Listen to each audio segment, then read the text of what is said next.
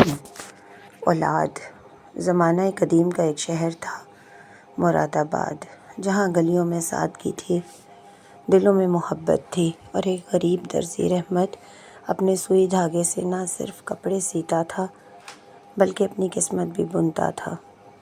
اس کے 2 بیٹے تھے، اکبر علم میں تیز مگر لہجے میں سخت، اور یوسف کم پڑھا لکھا مگر دل سے نرم اور خدمت گزار۔ پھر وقت نے ایک ایسا موڑ لیا کہ محبت، قربانی اور غرور تینوں ایک ہی کہانی سے ٹکرا گئے۔ یہ کہانی ہے باپ کی دعا کی اور بیٹوں کے امتحان کی۔ یہ کہانی ہے اولاد کی۔ رحمت دن رات سلائی مشین کے پاس بیٹھ کر لوگوں کے کپڑے سیتا اور انہی پیسوں سے اپنے گھر کا خرچ چلاتا۔ رحمت غریب ضرور تھا مگر اس کے دل میں سخاوت اور اطمینان کی دولت تھی۔ اس کے 2 بیٹے تھے، اکبر اور یوسف۔ اکبر بڑا بیٹا تھا، تعلیم میں تیز، لہجے میں سختی۔ وہ علم حاصل کرنے کے لیے شہر کے مدرسے جاتا اور اکثر باپ کو کمزور اور پسماندہ سمجھتا۔ دوسری طرف یوسف تھا، بہت نرم دل، مددگار، باپ کا سچا سایہ۔ وہ پڑھا لکھا کم تھا مگر خلوص میں آگے۔ صبح سویرے اٹھ کر رحمت کے ساتھ دکان سنبھالتا، سوئی دھاگے سے روزی کا بندوبست کرتا اور شام کو باپ کے لیے چائے بناتا۔ رحمت دونوں سے محبت کرتا تھا مگر دل میں ہمیشہ ایک دعا رکھتا، یا اللہ میرے بیٹے علم میں بھی کامیاب ہوں اور خدمت میں بھی۔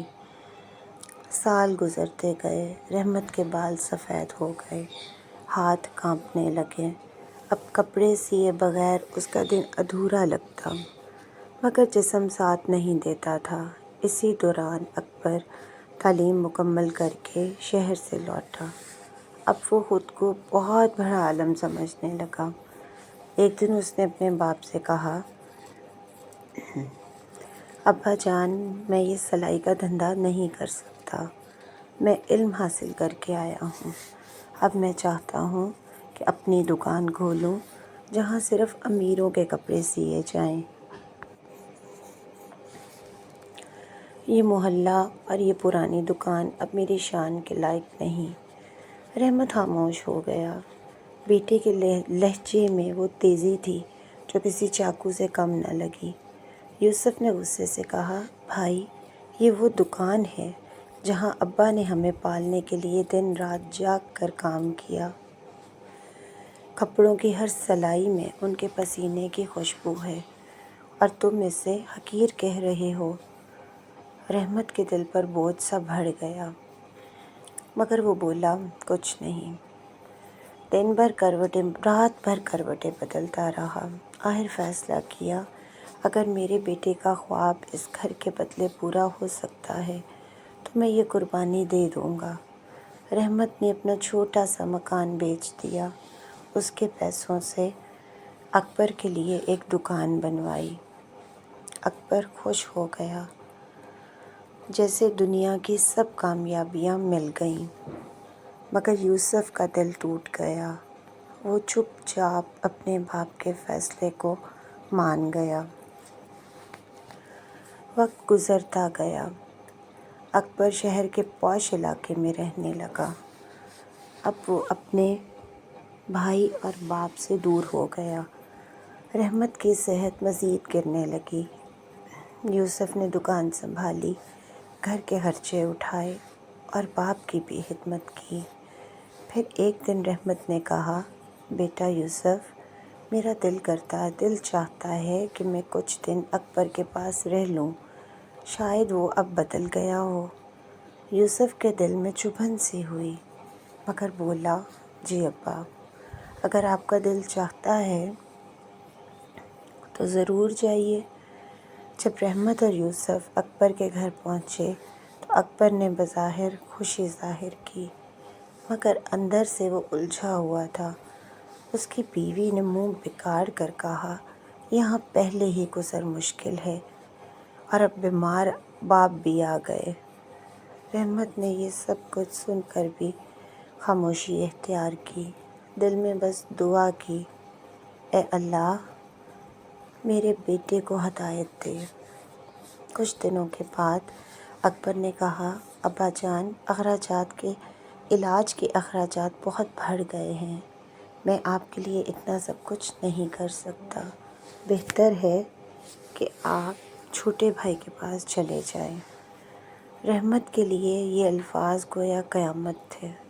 یوسف نے سنا تو آنکھوں میں آنسو بھر آئے، مگر کچھ نہ کہا، بس چپ چاپ اپنے ابا کو واپس لے آیا۔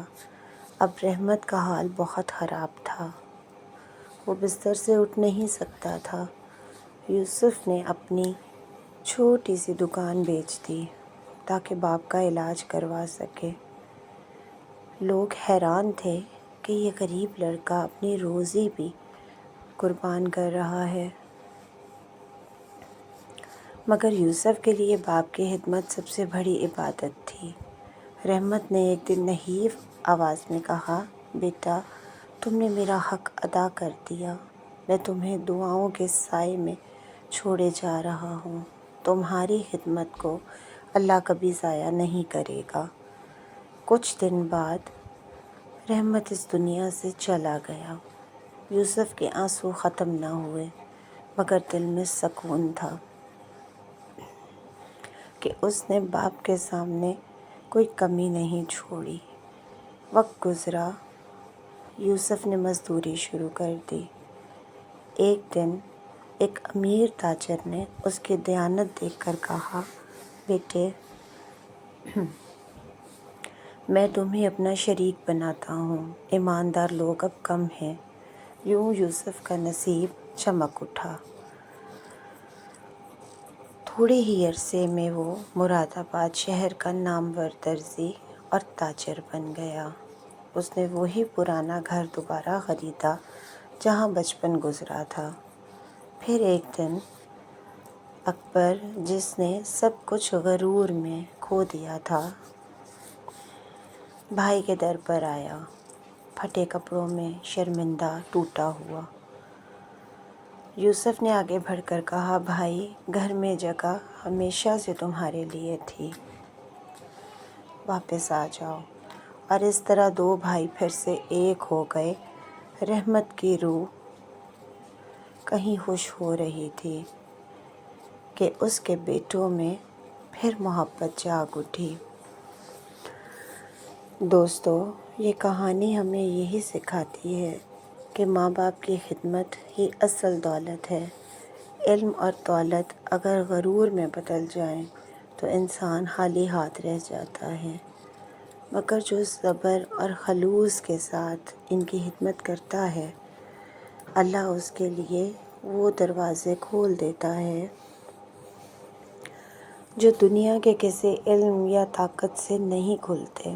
یاد رکھو، رحمت کا چھوٹا بیٹا یوسف کم پڑھا لکھا ضرور تھا، مگر اس کے دل میں وہ علم تھا جو کتابوں میں نہیں ملتا، اخلاص، صبر اور خدمت کا علم، اور یہی علم اسے عزت، سکون اور کامیابی تک لے گیا۔ دنیا کا سب سے بڑا انعام باپ کی دعا ہے۔ جب وہ دل سے خوش رہو بیٹا کہتا ہے تو آسمان کے دروازے رحمت سے بھر جاتے ہیں۔ دولت اور علم اگر عاجزی کے بغیر ہوں تو انسان کے ہاتھ میں رہ کر بھی اس کے نصیب سے نکل جاتے ہیں۔ وقت ہمیشہ سچ دکھا دیتا ہے، جس نے باپ کا دل توڑا وہ خود ٹوٹ گیا، اور جس نے باپ کا دل جیتا وہ دنیا جیت گیا۔ اصل کامیابی وہ نہیں جو لوگ دیکھیں، بلکہ وہ ہے جو ضمیر سکون سے محسوس کرے۔ اگر آپ لوگوں کو یہ کہانی اچھی لگی ہو تو اپنی رائے کا اظہار کامنٹ میں ضرور کیجیے گا۔ اللہ پاک ہم سب کا حامی و ناصر ہو، آمین ثم آمین۔ جزاک اللہ۔